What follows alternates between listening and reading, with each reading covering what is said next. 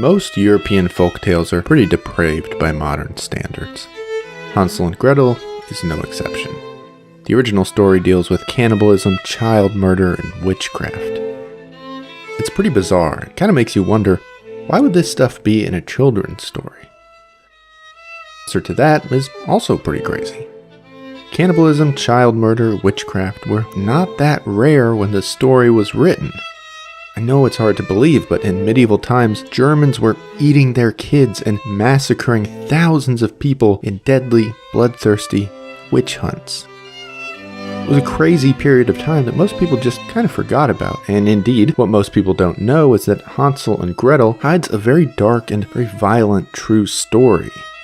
We'll get to that in a second, but first, let's talk about the Brothers Grimm.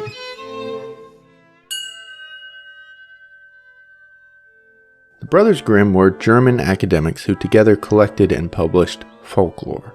During their youth, Napoleon successfully invaded Germany and fragmented the country.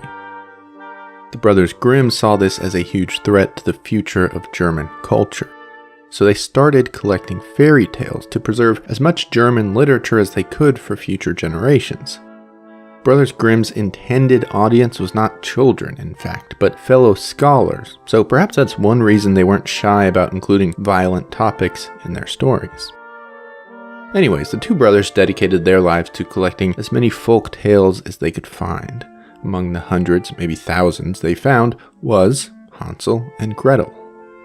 Jakob and Wilhelm Grimm originally sourced the story from a woman named Dorchen Wild, who would later become Wilhelm's wife. Over the years, the Grimms would make a number of alterations to the story. Motivations, aesthetics, and even some core messages would shift and really become more Christian, but the bones of the story remained the same.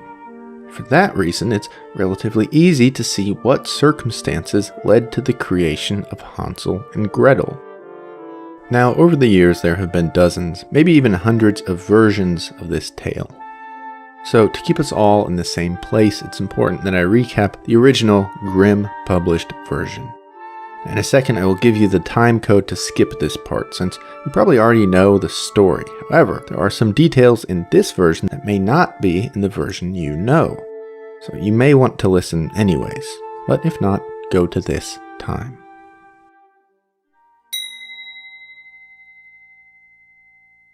A family in Germany has run out of food, and the children are now starving. The mother convinces the father to abandon their children in the deepest, darkest part of the forest. There, she says the children will be killed by wild animals. She tells her husband it would be better for them to die this way than to starve to death. Reluctantly, the father agrees. But the son Hansel overhears their entire conversation. The next morning, the parents lead Hansel and his sister Gretel into the woods. During the walk, Hansel secretly leaves a trail of pebbles back to their home. The family arrives in the forest, and the parents tell Hansel and Gretel to make a fire. The parents leave, saying they're going to find more firewood. Darkness falls, and the parents never return. That night, under moonlight, Hansel and Gretel follow the pebbles back to their home. The father is elated when they arrive, but the mother is furious and disappointed. Food soon runs out again, and the mother insists again that the kids should be abandoned. So the parents take Hansel and Gretel into the woods. This time Hansel makes another trail, but with breadcrumbs. However, by the time the parents abandon the kids, birds have eaten Hansel's breadcrumb trail. For 3 days, Hansel and Gretel wander aimlessly through the forest. Eventually, they find a home made out of bread and cake. Starving children begin eating the home when a little old woman comes out and invites them inside. She feeds them candy, cake, and sweets all evening until they fall asleep. But of course, she turns out to be a witch. She built the house to lure in children and eat them. The witch locks Hansel up in a chicken coop and forces his sister to do chores, which include force-feeding Hansel to fatten him up. Eventually, Gretel asks the witch to check on a piece of bread baking in the oven. When the witch checks on the bread, Gretel pushes her in the oven and slams the door shut. The witch burns alive, screaming while she dies in the oven. Hansel and Gretel steal her jewels and run away. Eventually, they find their home and their father. They give him the riches, and the family is now wealthy. It is then revealed that while the children were gone, their mother died.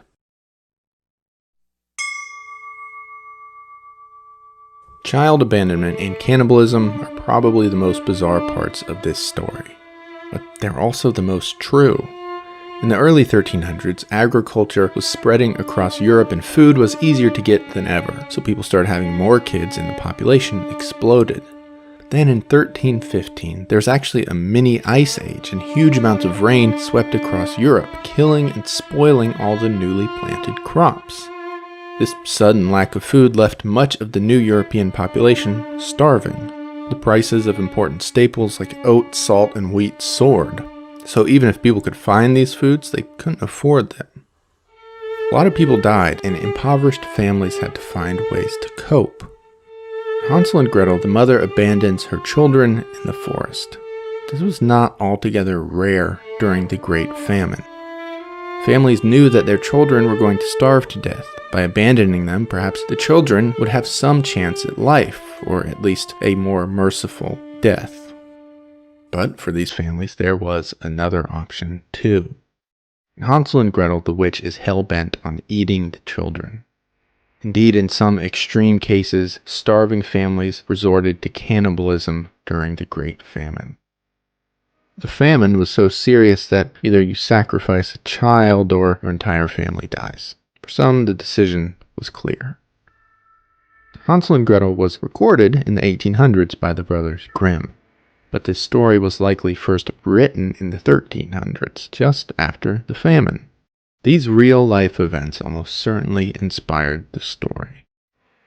But as folktales get passed on and retold, they kind of pick up other elements. Witches, like the one in Hansel and Gretel, are a staple of, well, virtually all folklore from around the world. But specifically in Germany, the Middle Ages saw one of the largest and deadliest witch trials in history. After the Great Famine, many people wanted someone to blame for the death and destruction, so the heavily Christian region chose witches. For politicians, it was an easy sell. They could be absolved of any responsibility and keep their positions. Working class, meanwhile, had somewhere to place the blame. German witch hunts were truly horrendous. Generally, if a woman was old and single, people thought she was a witch. The law stated that upon being charged with witchcraft, not convicted, but charged, women were to be tortured and imprisoned. Of course, many of the women charged were then burned at the stake. During this time, courts executed around 3,200 people in southwestern Germany. They were ruthless. In one instance, a court ordered the massacre of 2 entire villages to purge the area of alleged witchcraft. No one was safe. Men, women, and children could all be found guilty of witchcraft. A 90-year-old priest was sentenced to death for being a witch. Altogether, around 50 children under the age of 12 were executed for witchcraft. Things got really out of hand, clearly. Eventually, politicians were just accusing one another of witchcraft to gain power. Lower-class people with a grudge against the elite hurled accusations upwards, often resulting in executions. So perhaps it's no surprise that so much of German folklore, Hansel and Gretel included, centers around defeating evil witches. After all, that's just what people were trying to do at the time. In most modern tellings of the story, the mother actually becomes the stepmother. Throughout European folklore, and specifically the Grimm stories, the evil stepmother is a pretty common trope. No one is really sure why. It could be said that the brothers Grimm didn't want to frighten children with tales of evil mothers. But again, the brothers didn't write these stories for kids. Instead, they were just meant to serve as a record of German culture. So the evil stepmother probably comes from 2 places. First, a desire to preserve the purity and sanctity of motherhood. And second, just social reality. Women often died in childbirth at the time, so stepmothers were just way more common than they are today. Perhaps the stepmother served in these stories as a foil to the virtuous birth mother. She was everything that a biological mother should not be: cruel, unloving, villainous. Interestingly, Hansel and Gretel's stepmother, or mother, dies when they kill the witch. A Shyamalan-esque interpretation would tell us that the mother and the witch are the same person. This feels unlikely.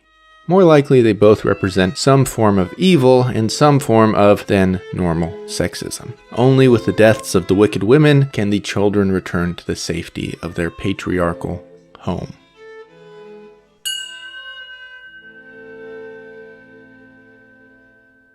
With all of that said, there's really very little about Hansel and Gretel that is super unique.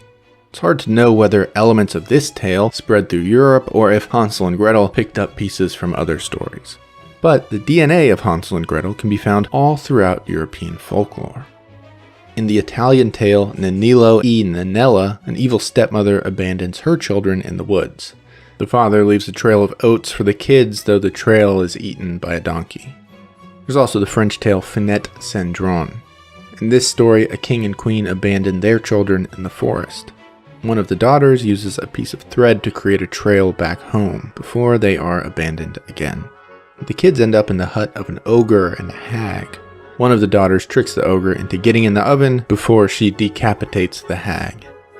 There's also a tale called Little Thumb. In this story, some children are again abandoned in the woods and find themselves in the home of an evil drunken ogre and his ogre daughters. The ogre intends on eating the lost children, but the kids trick him into murdering his own daughters, setting the lost kids free. So just a few examples. There are literally dozens more stories that share plots and themes with Hansel and Gretel. Ultimately, Hansel and Gretel is not a true story. Not really. But it does reveal truths about the time and culture in which it was written. These truths aren't always nice, but they certainly can be interesting.